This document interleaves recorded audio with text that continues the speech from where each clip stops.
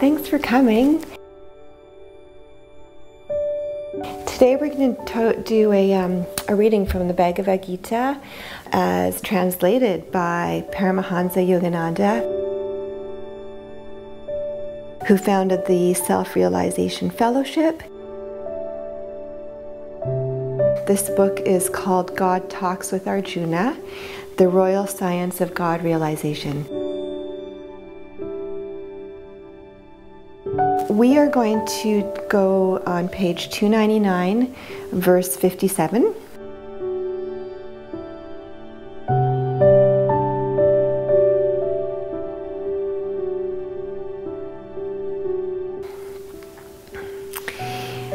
The translation is, "He who is everywhere, non-attached, neither joyously excited by encountering good, nor disturbed by evil, has an established wisdom."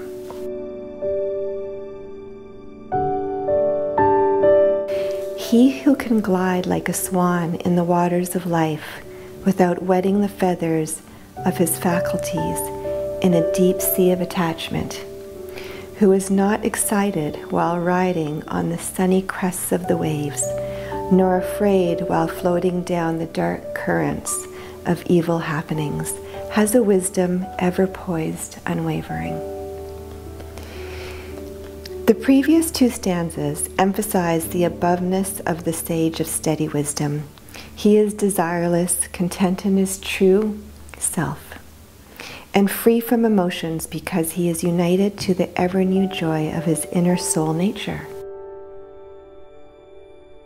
We are forced now in this Aquarian age to be more independent and to go inward.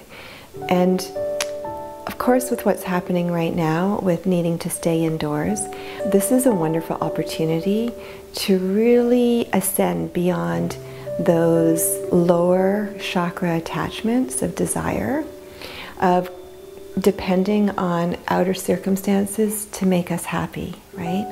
So we want to really connect now with our heart, which we've just done a guided heart meditation and yoga session. And if you didn't have a chance to do that, check it out. It's really helpful. So this present stanza elaborates that as a result of the identification with the soul, the self-realized Muni meaning one who can dissolve his mind in God,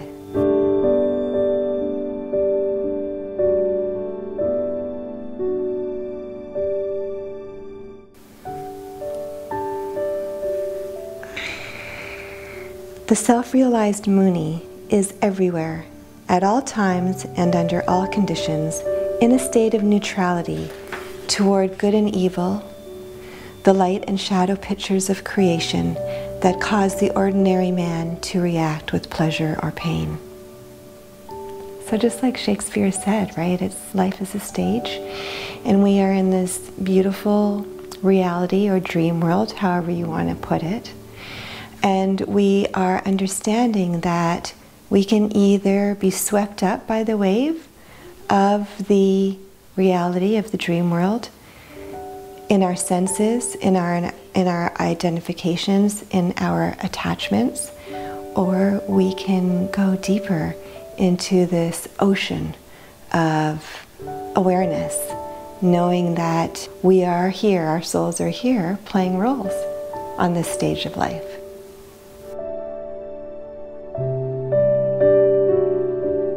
The neutrality of the wise man is not a heartless indifference, but the conscious control and calming of the faculties of consciousness. In the man who is a puppet of nature, the mind components of feeling, ego, senses, and discrimination are an excitable mix of delusion-influenced actions and reactions. But it's fun. We like being in the world and being these excitable mix of emotions. It's wonderful, and that's okay. But we're just talking about how we can kind of go deeper now, because when big things in life happen to us that are out of our control, we will have the understanding and the knowledge to go beyond that outside of that excitable nature and back inward to the changeless soul.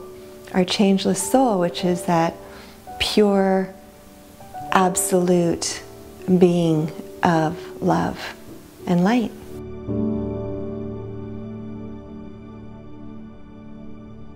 Though a divine man of steady wisdom must live and move in a body, mind, and external environment like every other man, he has achieved what Patanjali describes in Yoga Sutras as Chitta Vritta Nirodha, cessation of the modifications of the mind stuff.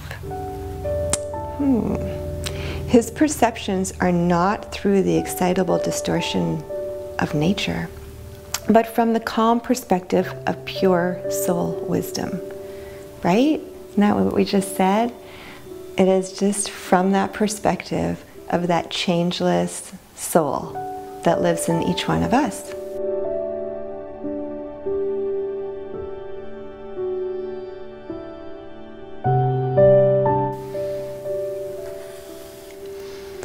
Just as the ordinary man remains indifferent to the pleasures and pains of a stranger, the divine man learns to ignore the pleasures and pains of that intimate stranger, his body.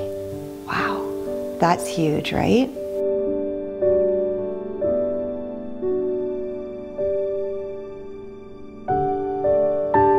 Our bodies are just what we have manifested and chosen. It's all kinds of different ways to look at the body in this lifetime.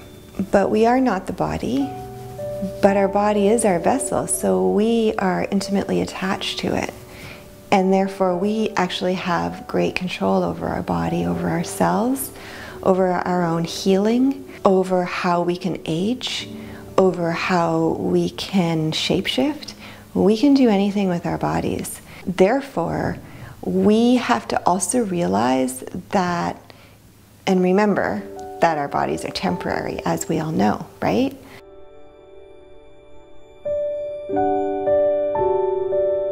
One should try to rid his body and mind of the causes of suffering, while at the same time realizing that these afflictions are not his own. They do not belong to the soul. The soul is ever at peace, while the sense-identified body and mind ceaselessly experience the phenomenal dualities, good and evil, pleasure and pain. A person who can perceive the separateness between the blessedness of his soul and the excitable nature of the body and mind, and further can control the instruments of this excitability, is spoken of as one having a fixed discrimination and established wisdom. So we want to remember to have this fixed discrimination. And how do you do that? Because it's hard to remember sometimes, because our senses and our daily life take us away from this fixed discrimination.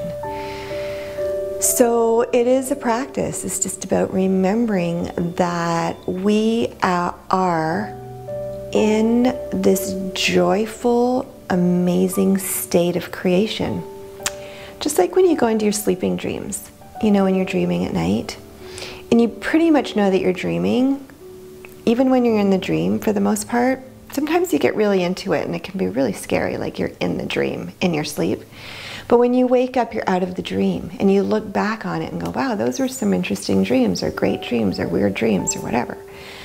It's the same when you're awake here, with that neutral discrimination, to remember that you're in this blessed opportunity to live in this time, that your soul has been placed in this time-space continuum, and that we are here to come from this place of wisdom is what makes it all good.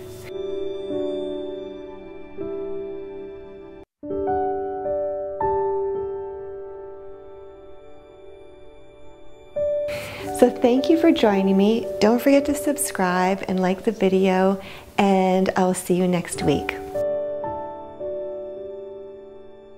Bye for now.